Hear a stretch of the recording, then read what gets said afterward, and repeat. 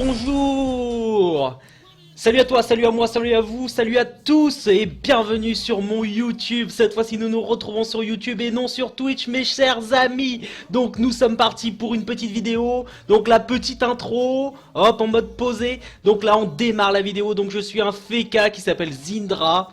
On est level 200, on est PVP, on est que PVP, on aime le PVP. Donc là on va faire la présentation des stuffs. Donc tout d'abord par le stuff qui commence lourd, donc le stuff anti-Sadida, donc le stuff que j'utilise pour counter un Sadida. Donc on est parti pour une coiffe de la Fuji Givre Fuchs, donc c'est vraiment pour le tacle qui est plutôt intéressant. Donc on part en mode Fuji Striglour, tu vois, un petit mélange en mode posé. Donc on a une épée Glour PO avec une alliance Glour PM. Avec ça on a quoi? La bague Glour PA, bien évidemment. Avec l'Amu de la Strigide qui n'a pas de malus critique, bien évidemment. La ceinture de la Strigide. Voilà, un petit malus de 4 res crit, mais le tacle il est bon. On a la botte de la Strigide avec moins 1 res crit. Ouais, on a encore un peu de malus critique, mais ça passe, on est là pour faire du dégât quoi. Donc ensuite la cape de la Fuji Givre Fou, 62 vitalité. Et les restes parfaits et le tacle bien évidemment. Et avec ça on part sur un blocus 55 tacle. Donc oui, on est là pour bloquer le Sadida, l'empêcher de bouger et le sadimiser comme on dirait dans le milieu. Donc voilà, au KLM. Ensuite on a les trophées, l'ocre, le tacleur bien évidemment, le Dokoko by Dokokoting. On a le Dofus des glaces, le Dofus turquoise pour optimiser les dommages critiques de l'amulette de la Strigide et le Dofus pourpre. Donc on est là vraiment pour roxer le Sadi le plus rapidement possible et le jouer à la mise en garde. Donc la présentation, voilà, on a fait la présentation du stuff, donc on est parti pour roxer un petit putsch. Oui, nous agressons un putsch, donc on est parti. Arab money.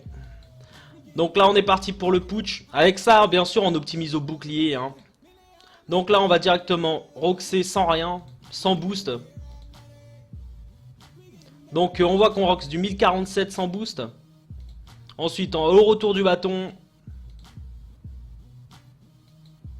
Voilà le petit retour.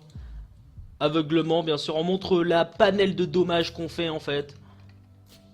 Voilà, on est plutôt pas mal. On monte un peu d'attaque naturelle. On tape aussi dans les autres éléments que terre hein. Donc là on va regarder à combien on tape. Donc là 1148. On impose quand même au niveau des dommages. Et donc là c'est vraiment un mode pour jouer en mode mise en garde. Donc on va montrer quand même les autres dégâts avec les autres sorts bien évidemment. Le typhon qui est optimisé à 395 la première frappe. Voilà, donc on va mise en garde.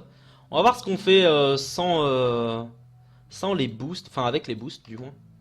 Ok, donc là, sans CC, on tape du 714. Voilà, donc là on joue vraiment mise en garde contre un Sadi hein. On est là pour faire du dommage. Et souvent on va le tacler énormément puisqu'on touche 174 de tacle. Les restes sont plutôt corrects et c'est compensé avec le bouclier. Donc on est plutôt pas mal hein. Donc là on roxe un peu du 1300 voilà. On est plutôt bien. Donc on a fini le putsch. Donc à la mise en garde on va frapper énormément quoi. Donc là on est staté comment? Donc on est staté full force. Donc du 200 de force, 100 d'intel en de base hein. 100 de chance, 100 d'agi et 100 de sagesse bien évidemment pour les retraits. Et les 95 en vitalité. On a très peu de vita. Vous allez me dire que ouais, avoir très peu de vita c'est pas très bon pour un personnage en général.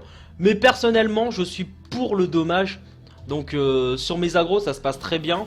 Et je finis vraiment à 1500 vita, 2000 vita contre un Sadi quoi. On est vraiment bien. Donc ce mode anti-Sadi il est là juste pour roxer. Et on fait mal. Puisque si on laisse poser le jeu du Sadi, eh ben on est foutu. Et c'est pareil, ce mode aussi correspond aux nus. Sauf que le mode pour les nus, on le varie avec du retrait PM. Donc on va mettre l'entraveur majeur ici à la place. Et de l'esquive PM. Puisque les nus aura de la fuite, bien évidemment. Donc avec ces stats là, on monte quand même au niveau de l'esquive.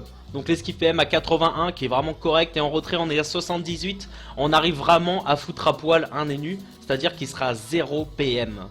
Et oui, donc là on a fini de présenter le mode anti-sadi, anti-enu. On va maintenant présenter le mode Srambad, celui que vous attendez tous. Donc le mode Srambad est composé actuellement, je dis bien actuellement, il est composé d'une coiffe de la reine des voleurs Exo Rezagi avec une ammu aimentaire de luxe. Voilà, optimisé 5 dégâts tranquillement. La dague de Srambad, rien d'exceptionnel, mais c'est une dague, voilà. L'alliance Glour que vous avez vu tout à l'heure, la PM, le Picano PA, le Picano pour le retrait PM est essentiel, ainsi que les 2 lignes de résistance. C'est surtout les lignes de résistance qui importent dans un stuff PVP 1v1 du moins. Ensuite on a la ceinture de la reine des voleurs, 1% feu. On a la pathogastrique 3% res eau, avec un voile d'encre, voilà, juste correct. Et un cram-cram. Le cram-cram qui permet voilà, hein, d'équilibrer les résistances. Donc ensuite on a les trophées classiques, hein, ça c'est le mode nouveau trophée. Voilà, un petit remueur, un petit nomade, le miraculé, le Dofus des glaces, le Dococo bien évidemment, le Dococo est essentiel en 1v1. Et le pourpre, voilà. Un Feka n'a pas besoin de Vita en soi-même, hein, il a déjà les boucliers et les résistances. Mon Feka est optimisé pour faire des dommages et avoir énormément de résistance, donc prendre très peu cher. Donc là on va présenter ensuite les stats. Voilà, au niveau des dommages, on est vraiment axé terre-eau, avec un peu d'agi, 70 d'agi, voilà, en dommages. Les résistances sont optimisées, donc je peux les compenser via un trophée, résistance bien évidemment. Donc au niveau des trophées, on a les trophées résistance, eau, agi, terre, tous les éléments quoi. Et ce qui permet vraiment d'optimiser par rapport à la classe que vous affrontez. Et les résistances critiques à 100 sont vraiment essentielles contre des classes qui jouent beaucoup CC. Le mode Srambad qui est beaucoup utilisé contre les Ekaflip, contre les Héliotropes, ces classes là. Donc là on va montrer les dommages au niveau du putsch. Donc là en tant que Feka, on va arriver directement, on va double Srambad. Donc voilà, les Srambad sont plutôt optimisés, 650, 690, on est plutôt pas mal. Ensuite l'aveuglement. Voilà, donc l'aveuglement qui fait assez de dommages, qui est correct. Avec ça, on va essayer de faire un petit typhon, voir en agit ce qu'on tape. Avec un petit frisson. Les dommages sont plutôt corrects, hein, en agit, mais bon, c'est pas ce qu'on va utiliser le plus avec ce mode. Hein. Suite à ça, le retour du bâton, qui fait quand même assez mal. La glyphe d'aveuglement. Et la glyphe de répu, bien évidemment, on va essayer de montrer quand même un peu tous les dommages. Donc la glyphe de répu qui fait plus de 1000 de dégâts, ça fait beaucoup moins mal qu'une Strigide Glurson. Mais avec cette panneau, on a énormément de PO. Là on voit qu'on monte à 6 de PO et 4 d'invoque. Donc on a vraiment de quoi faire au niveau de la PO, quoi. C'est vraiment pour jouer à distance en fait ce mode. Donc ensuite, voilà, on frappera à la bulle. La bulle sans boost 309. La glyphe. Et suite à ça, tac, une petite attaque nuageuse qui fait quand même plutôt mal. La glyphe qui fait mal aussi. Donc là, double nuageuse, une bulle. On voit la différence de dégâts qui se passe. Donc là, on est vraiment bon au niveau des dommages à distance. On est surtout fait pour jouer à distance quand on joue ce mode-là.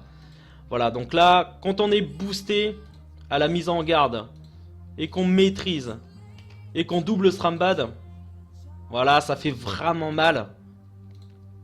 On se booste ensuite au retour du bâton.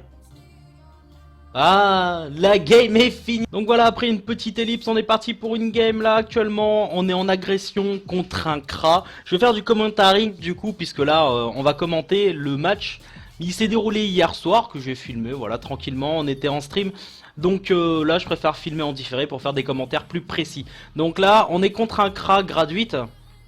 Donc on est parti sur un stuff, le stuff que je vous ai présenté au tout début. Donc le stuff Fuji, Glour et Strigide. Donc là on est parti en mode tacle, retrait PM. On va essayer de prendre l'initiative. Le Kra il a la panneau reine des voleurs. Donc on enlève le Dofus turquoise. On a pris l'initiative, like a fudge. Donc on va glyphe répulsif, TP pour l'attirer à son corps à corps et le tacler au maximum.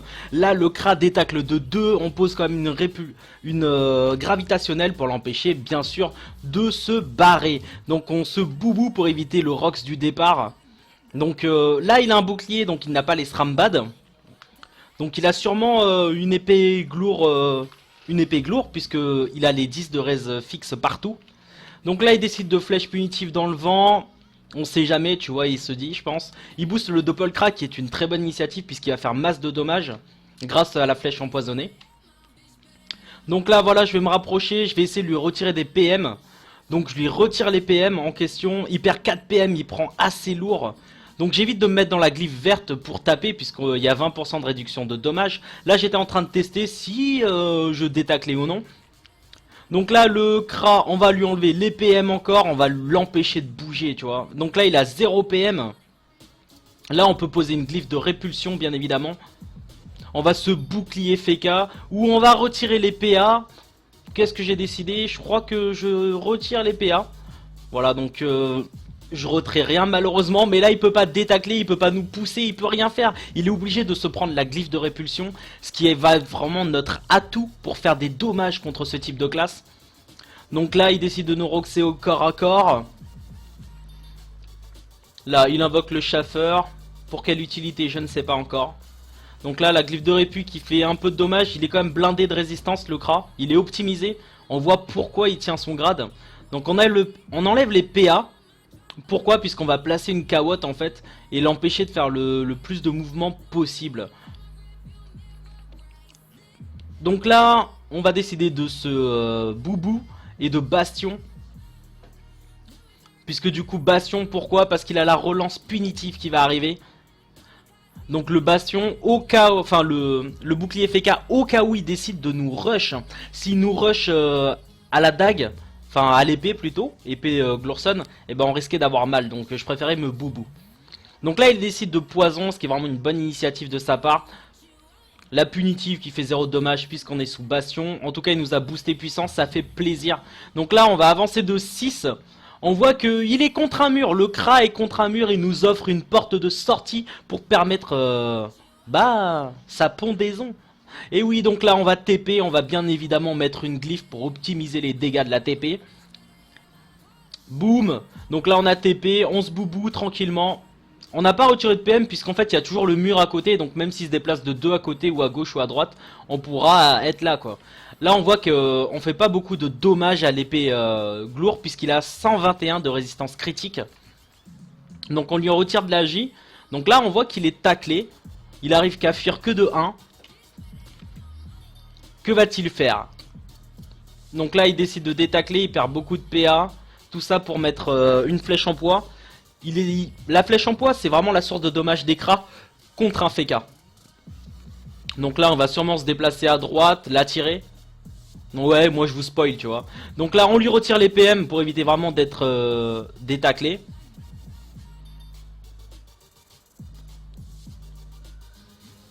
Là j'hésite, tu vois, mise en garde. Ce qui est compréhensible. Donc là je mise en garde. Donc je glyphe aggro. Là je me dis il faut que je sorte de la glyphe pour mettre des dommages. Donc boum, là j'essaie de retirer des PA mais il a énormément d'esquive, du coup j'ai pas pu lui retirer des PA. On l'attire encore contre le mur, là on est plutôt bien. Là pourquoi je n'ai pas Gravita tout de suite?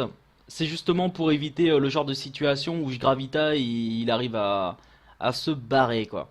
Donc là ok on a pris la punitive qui fait assez mal à 676, c'est la 3ème pupu. Donc là j'y ai pas vraiment fait gaffe à ce moment là. Puis là on va arriver à son corps à corps. Donc on va pouvoir Gravita bien évidemment. Et là on va le Keblo quoi, on va être plutôt bien. Donc on va lui retirer des PM comme d'habitude.